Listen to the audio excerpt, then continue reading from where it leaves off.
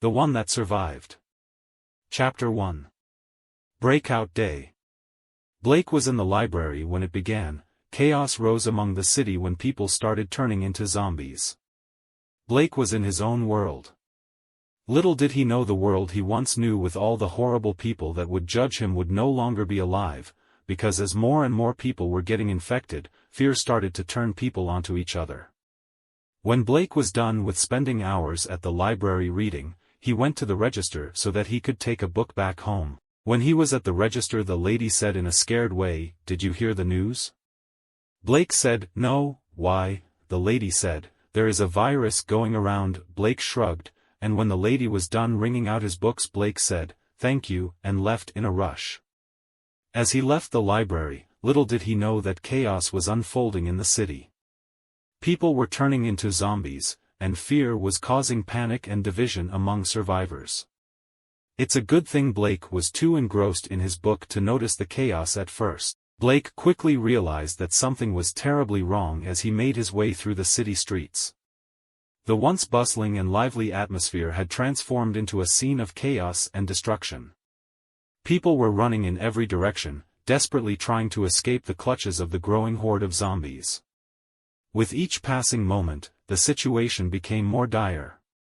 Blake witnessed the transformation of some unfortunate souls into mindless creatures, their humanity completely stripped away.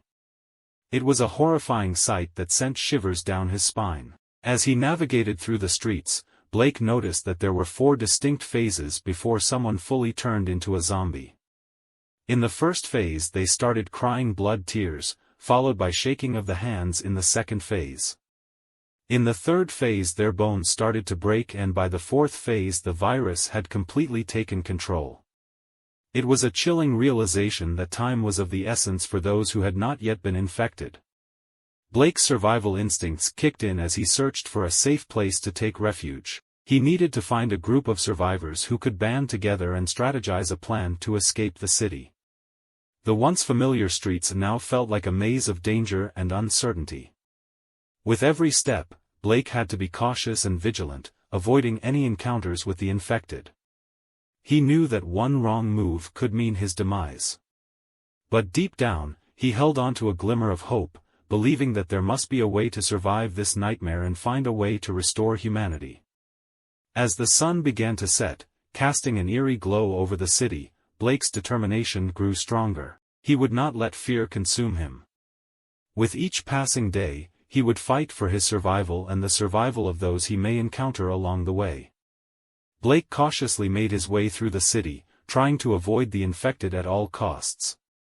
He knew that time was of the essence, and he needed to find a safe place to regroup with other survivors. As he moved through the deserted streets, Blake's mind raced with thoughts of how this outbreak could have happened.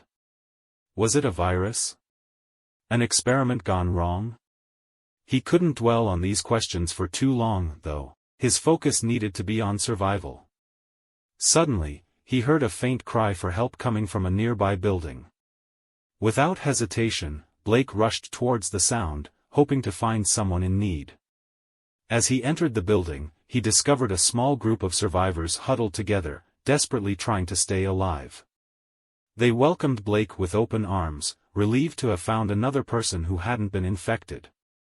Together, they began to formulate a plan to escape the city and find a safe place away from the chaos. As they made their way through the treacherous streets, Blake couldn't help but feel a sense of camaraderie with his newfound companions. In this dire situation, they were all in it together, relying on each other for support and protection. The journey was perilous, with close encounters with the infected at every turn. But Blake and his group persevered, using their wits and resourcefulness to outsmart the zombies and navigate through the decimated city. Days turned into weeks, and weeks turned into months as they continued their quest for survival. Along the way, they encountered other groups of survivors, forming alliances and sharing valuable information about safe zones and potential sources of supplies. Blake's determination and resilience never wavered. He knew that as long as there was hope, they had a chance of overcoming this nightmare. And with each passing day, he grew stronger, not only physically, but also emotionally and mentally. The breakout day had changed everything, but Blake refused to let it define him. He would fight until the very end, not only for his own survival, but for the chance to rebuild a world free from the clutches of the undead. While Blake and his group planned to go to the government building in search of survivors working on a cure, they were unexpectedly confronted by another military group called the Takers. These Takers beat them to the punch and entered the building first. But Blake and his group were determined and decided to follow them quietly, curious about what they would discover.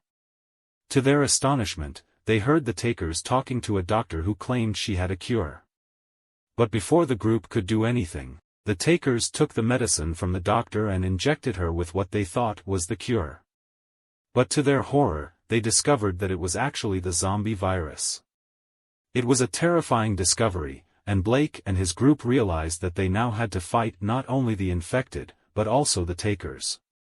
Chapter 2. The Takers. As Blake and his group followed the Takers to their hideout, they heard them talking about using the zombie virus as a weapon. They wanted to upgrade their regular weapons to biological weapons by incorporating parts of the virus into their ammunition. The reason they wanted to do this was because they believed that using the virus as a weapon would give them a huge advantage in their fight against other rival groups. They saw it as a way to increase their power and control. That's really dangerous and disturbing. Blake and his group must now fight not only the infected and the Takers, but also this new threat. On the way back from the government building, Blake and his group were intercepted by a terrifying attack. As they walked through the streets, they were suddenly overrun by a horde of bloodthirsty zombies. It was complete chaos. Blake and his group fought valiantly, but unfortunately they were driven apart by the overwhelming power of the zombies. Blake watched with great regret as some of his friends were overwhelmed and unable to escape. It was heartbreaking to see. But Blake, determined and with a clear mind, found a way to escape the zombies. He ran through the streets, his heart pounding in his chest, as he desperately tried to find his way back to the group. With his heart pounding in his chest, Blake knew he had to find a safe place to gather his thoughts and figure out his next move. He spotted a nearby building that seemed relatively untouched by the chaos. It was an old abandoned warehouse, its windows boarded up and its doors locked. It was the perfect hiding spot. Blake sprinted towards the warehouse, his adrenaline fueling his every step. He managed to pry open one of the boarded-up windows and slipped inside. The darkness enveloped him, but he felt a sense of temporary relief knowing that he was hidden from the outside world. Inside the warehouse, Blake took a moment to catch his breath and assess his surroundings. The air was musty, and the only source of light came from a small crack in the boarded-up windows.